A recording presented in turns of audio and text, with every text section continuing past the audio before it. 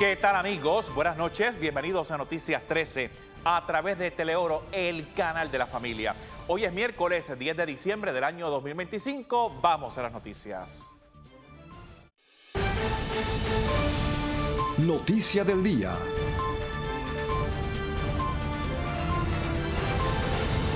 Amigos, en un país donde la vida se convierte demasiadas veces en estadística, un grupo de madres se niega a que sus hijos sean un número más frente a fotografías que duelen y memorias que no sanan. Kilómetro Cero y familiares de víctimas de violencia policíaca levantaron la voz para recordar que la justicia no puede seguir esperando. Omar y Santiago informa desde el lugar de la acción. En un acto cargado de dolor, firmeza y esperanza, Kilómetro Cero, junto a un grupo de madres y familiares de víctimas de violencia policíaca, alzó nuevamente su voz para reclamar justicia y exigir acciones concretas del Estado. Rodeadas de fotografías, recuerdos y testimonios, las mujeres afirmaron que no permitirán que en Puerto Rico se normalice la violencia del Estado ni la impunidad que aseguran ha marcado sus casos. Destacaron que hoy recuerdan que el derecho a la vida está consagrado, así como el derecho a la libertad, la seguridad, el debido proceso de ley y la presunción de inocencia. Aseguraron que no van a normalizar que el Estado mate a sus hijos y que continuarán denunciando cada caso. Estamos denunciando la grave impunidad que impera en nuestro país con respecto a la violencia policial. Estamos denunciando la falta de investigaciones independientes, confiables, rigurosas. Estamos haciendo una carta a la Secretaria de Justicia con el recuento de cada uno de estos casos. No es la primera vez que le escribimos a una secretaria o secretario de Justicia. Por lo general, ni siquiera nos han respondido las cartas que hemos enviado. Pero nosotras no vamos a normalizar la violencia del Estado, porque estos agentes actúan a nombre del Estado.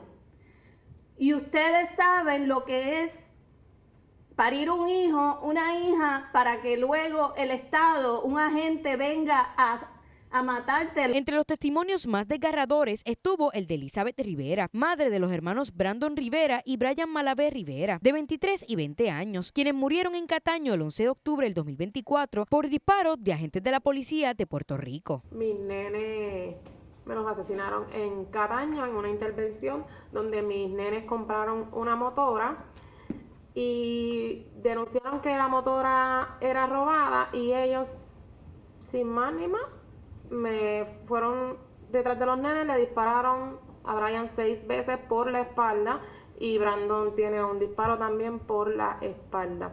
Ellos compraron esa motora y eso fue lo que desencadenó. Llevo 1 año y 2 meses en espera de alguna respuesta, de que me muestren cámaras, que me digan qué fue lo que pasó. Hubieron unos disparos, una pausa, un último disparo y eso es lo que yo pido, justicia y que me muestren qué fue lo que pasó. Ese último disparo, ¿qué pasó?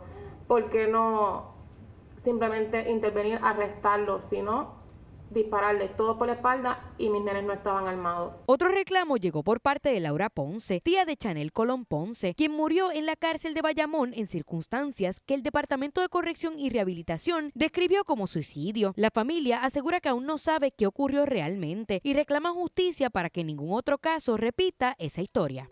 Aún estamos esperando justicia por ella, porque desde el principio pues se notificó los problemas en los que ella pues padecía y pues de igual manera no les importó y la maltrataron.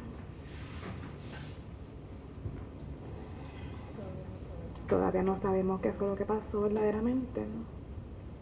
Se dicen tantas cosas que verdaderamente sabemos que no fue así, que nos mintieron desde el principio y pues estamos todavía en lucha para saber qué fue lo que pasó. Solamente pedimos justicia porque no queremos que eso vuelva a suceder, ya que no son animales.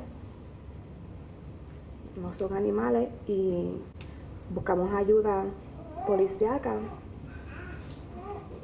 para que la ayudaran y fue totalmente lo contrario, ¿sabes? Salió de allí muerta. cuando se supone que no fuera así. Solamente pedimos justicia, sabe qué fue verdaderamente lo que pasó, ya que pasó muchas cosas, porque yo sé que fue así porque yo fui la única persona que fui a verla y estaba golpeada y muy mal. El testimonio de Nilda Díaz, madre de Daniel Maldonado Díaz, veterano del ejército estadounidense, también estremeció a los presentes. Daniel murió por un disparo durante una intervención en crisis en su residencia en Utuado el 26 de mayo del 2025. La familia sostiene que la gente conocía a Daniel y sabía que se trataba de una crisis, no de un acto criminal. Díaz señaló que la policía no tiene lógica y que muchas veces actúan sin pensar, sin evaluar alternativas y sin el adiestramiento adecuado para atender emergencias psicológicas. Fue una buena persona. Tenía su diagnóstico de veterano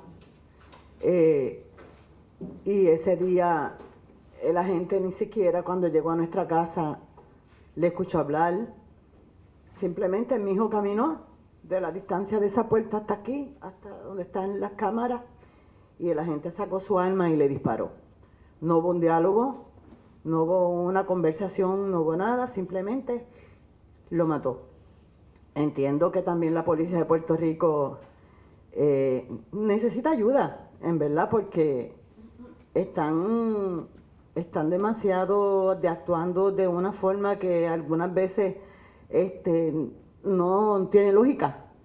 Y entonces matar así porque viste a una persona, porque le tuviste temor, porque te dio un flashback de algo, no sé lo que le pasó.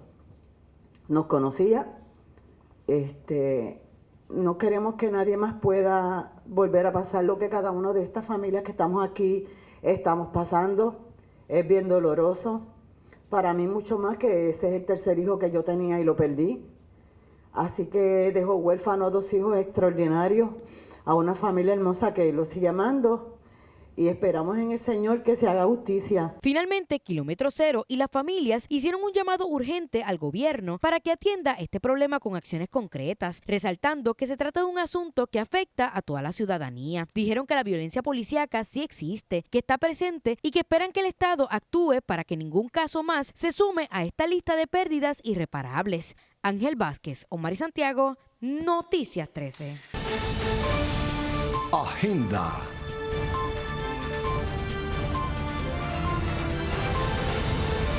Gracias por continuar con nosotros aquí en Noticias 13. En el muelle que mueve la economía del país, algo no cuadra. La Bahía de San Juan enfrenta señalamientos de opacidad, aumentos tarifarios y ausencia de fiscalización, mientras la legislatura se prepara para abrir una investigación que podría redefinir el futuro del sistema portuario del país. A continuación, la historia. La Bahía de San Juan, el principal puerto de Puerto Rico y uno de los más activos del Caribe, continúa bajo la lupa ante crecientes preocupaciones sobre su operación y supervisión. Por este punto de entrada llega alrededor del 80% de todas las importaciones de la isla, convirtiéndose en un componente esencial para la economía local y la vida diaria, desde alimentos y bienes de consumo hasta combustible y materias primas necesarias para sostener el comercio y la actividad industrial del país. Ante este panorama, la Cámara de Representantes, a través de la Comisión de Asuntos Federales y Veteranos, evalúa una orden para iniciar una investigación amplia sobre las condiciones, infraestructura, seguridad, tarifas, regulaciones y funcionamiento completo de la zona portuaria en la Bahía de San Juan. Una pesquisa que, según diversos sectores, llega con retraso. Una concentración excesiva, donde tenemos básicamente 2 empresas navieras que manejan sobre el 80% del tráfico de contenedores, y en el caso de los operadores de terminal, pues algo similar.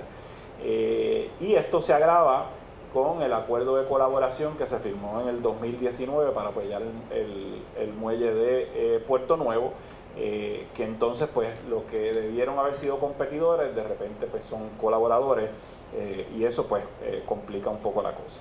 Reyes Alfonso subrayó que el sistema portuario es uno de los pilares más importantes para la economía y la vida en Puerto Rico, pero advirtió que el gobierno está dándole la espalda a lo que está ocurriendo actualmente, permitiendo que problemas estructurales se profundicen. Un servicio esencial.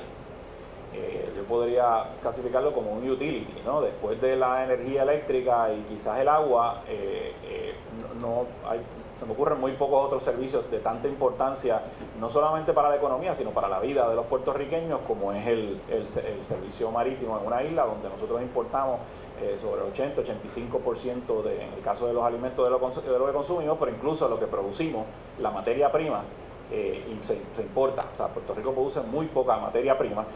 Así que estamos hablando de un servicio esencial que uno pensaría que en una isla que tiene esa circunstancia de dependencia tendríamos un expertise enorme en el tema y tendríamos información, tendríamos datos, ¿verdad? Sabríamos cómo funciona esa industria. Sin embargo, Puerto Rico está de espaldas y el gobierno en particular está de espaldas a lo que está pasando. Otro de los señalamientos contundentes fue la ausencia de estadísticas detalladas que permitan monitorear cómo han variado los costos de manejo de contenedores a lo largo del tiempo. Según MIDA, esta data es crucial para medir el impacto real y entender cómo estos cambios inciden en la economía diaria del país.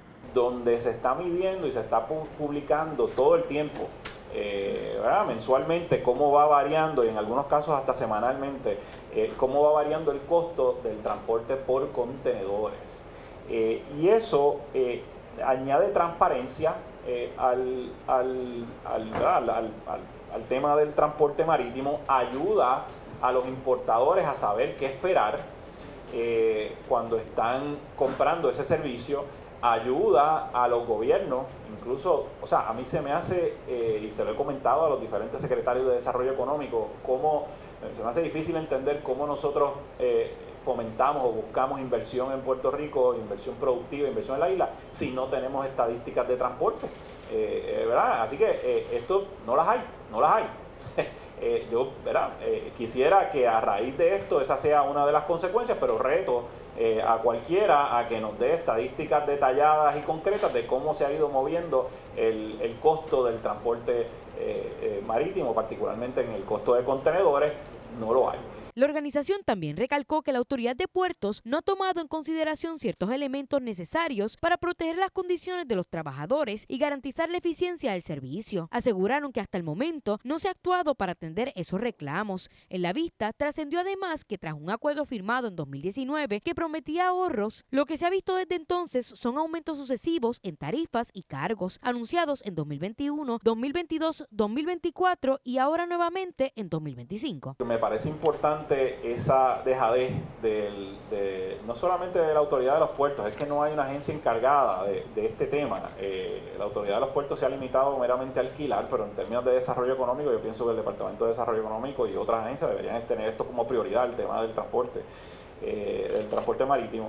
Y simplemente lo menciono sabiendo que fue un fracaso el tema de las navieras de Puerto Rico, pero me parece que es importante recordar que en el pasado el gobierno tomó acciones asertivas para trabajar con el tema del transporte cuando creó las navieras de Puerto Rico, y cito ahí una parte de la exposición de motivos que se podría aplicar a la conversación en la mañana de hoy. Así que es importante entendemos que eso fracasó porque el gobierno pretendió ser un operador más y el gobierno no se distingue por operar en un contexto de empresarial, pero la voluntad de hacer algo podría movernos a tratar de resolver este problema con algunas sugerencias que vamos a estar dando o estableciendo. Al concluir, los deponentes reiteraron que el modelo actual ha demostrado ser insostenible, pero enfatizaron que existe la voluntad para encaminar soluciones siempre y cuando se adopten las recomendaciones necesarias para garantizar un sistema portuario transparente, competitivo y eficiente.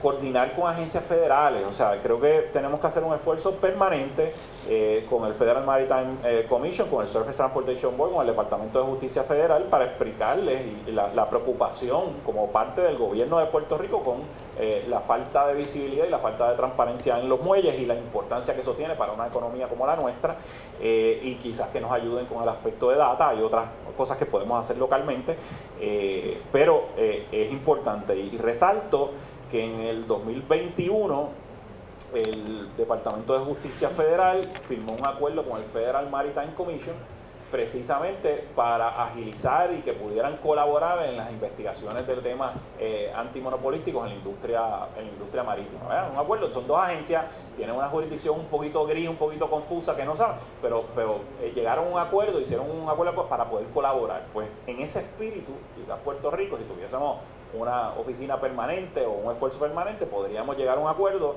Mira, necesitamos esta ayuda de parte de ustedes y estamos dispuestos a colaborar y tener un esfuerzo permanente. Finalmente, la comisión deberá determinar el alcance de la investigación y las posibles medidas correctivas. Para muchos sectores, este proceso representa una oportunidad crítica para modernizar el sistema portuario, proteger a los consumidores y asegurar que Puerto Rico cuente con la infraestructura marítima que requiere para sostener su desarrollo económico y su seguridad de suministro. Ángel Vázquez, Omar y Santiago, Noticias 13.